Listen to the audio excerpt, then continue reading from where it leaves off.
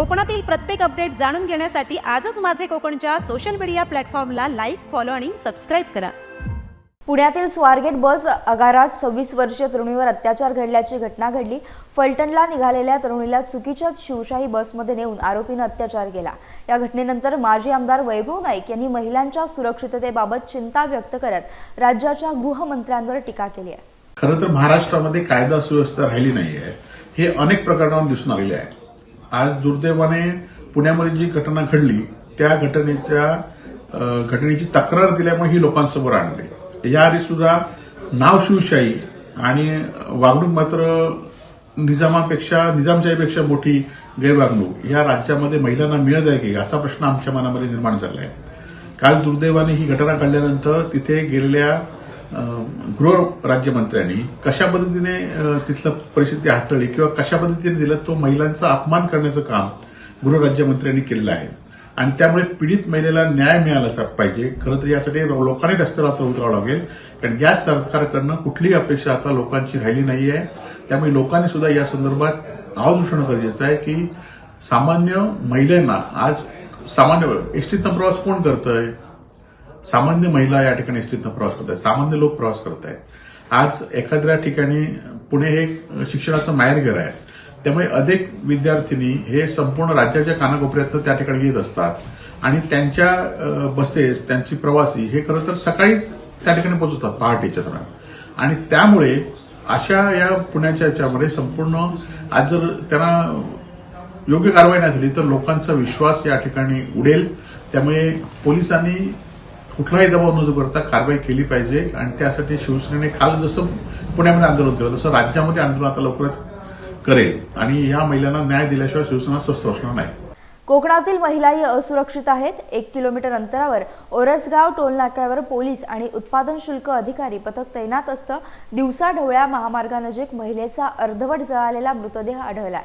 आता या प्रकरणावर माजी आमदार वैभव नाईक यांनी प्रतिक्रिया दिली. पाहुयात.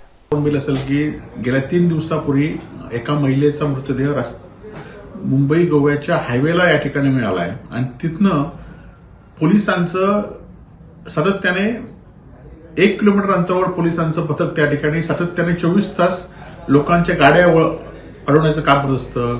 कुठे उत्पादन शुल्काचे अधिकारी त्या ठिकाणी असतात, पोलीस असतात आणि तिथनं बरोबर 1 किलोमीटर अंतरावर ही बॉडी दिवसा ढवळ्या ठिकाणी जाळून येते. त्यामुळे ह्या जिल्ह्यामध्ये सुद्धा कायदा सुव्यवस्था काय आहे, त्याची परिस्थिती काय आहे याचं वाभाडच खरं तर गुन्हेगारांनी काढलेलं आहे. एका परप्रांतीय भंगार व्यावसायिकावर पाकिस्तान जिंदाबादच्या घोषणांचा आरोप झालाय.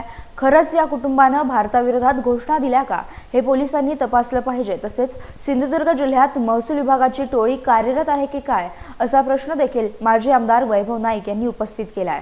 तर या कुटुंबाने भारत विरोधी घोषणा दिल्या आहेत काय की त्याचं कोण राजकारणासाठी वापर करते काय हे आधी पहिल्या पोलिसांनी तपास केला पाहिजे आणि जर भारत विरोधी घोषणा दिल्या असतील तर निश्चितपणे त्यांच्यावर कारवाई झाली पाहिजे. त्यांना नोटीस न देता सुद्धा कारवाई झाली पाहिजे.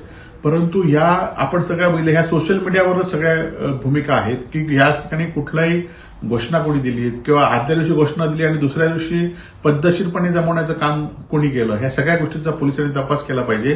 कारण चोर सोडून संन्याशाला फाशी होता कामा नये, त्याचबरोबर चोर सुट्टा कामा नये सुद्धा नाही.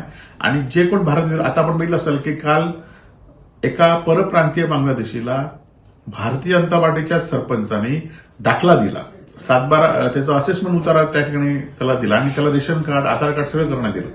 खरं तर ही टोळी जिल्ह्यात कार्यरत आहे की काय महसूल विभागाला धरून, त्यामुळे त्यांच्यावर सुद्धा कारवाई होणं गरजेचं आहे. तर मी लेखी पत्र दिलंय की मालवण तहसील ऑफिसमधल्या काही कर्मचाऱ्यांचा, काही नायब तहसीलदारांची चौकशी झाली पाहिजे आणि त्यांच्या संपत्तीची पण चौकशी झाली पाहिजे. कारण अशा अनेक लोकांना मालवणमध्ये परप्रांतीयांना खलाशी असतील, या परप्रांतीयांना ते 7/12 न बघता त्यांना आधार कार्ड देत आहेत, त्याला रेशन कार्ड देत आहेत आणि सर्वसामान्य माणूस मात्र लाईनीत उभा असतो, त्यांच्याकडे पैशाची मागणी होते आणि त्यामुळे ह्याच्यावर प्रशासनावर कोणते अंकुश राहिला नाही म्हणून या अशा गोष्टी होत आहेत. चिपी विमानतळावरून माजी आमदार वैभव नाईक यांनी सत्ताधाऱ्यांवर टीका केली आहे. पाहुयात. आम्ही अनियमित सेवा असतानाच आम्ही कुलूप घालण्याचं ठरवलं होतं, परंतु आता पुण्याची सेवा शेवटची होती ती पण आता बंद झाली आणि आता म्हणजे खासगी एखादा दौरा असला तर विमान येतं आहे, परंतु प्रवाशांसाठी पुणे असून देत, बेंगलोर असून देत, मुंबई असून देत ही सगळी सेवा आता बंद झाली आहे. त्यामुळे या विमानतळाला आता ऑटोमॅटिकच कुलूप लागलेलं आहे. आणि त्यामुळे जे कोकणातील मोठे नेते आहेत ते सांगत होते की आम्ही सुरू करू म्हणून. आता गेल्या 2 महिन्यामध्ये ही विमानतळ सुरू करू शकल्यात, त्यांना अपयश आलेलं आहे. आणि त्यामुळे आता खरं तर कुलूपच झालंय. त्या धावपट्टीवर सुद्धा आता काही दिवसांनी रान उघडेल आणि त्यामुळे कुलूप करण्याची गरज नाही. तर हे विमानतळ आता पूर्णपणे बंद करण्याची शासनाची जी भूमिका होती सत्ताधाऱ्यांची, ती आता सत्ताधाऱ्यांची भूमिका यशस्वी झालेली आहे.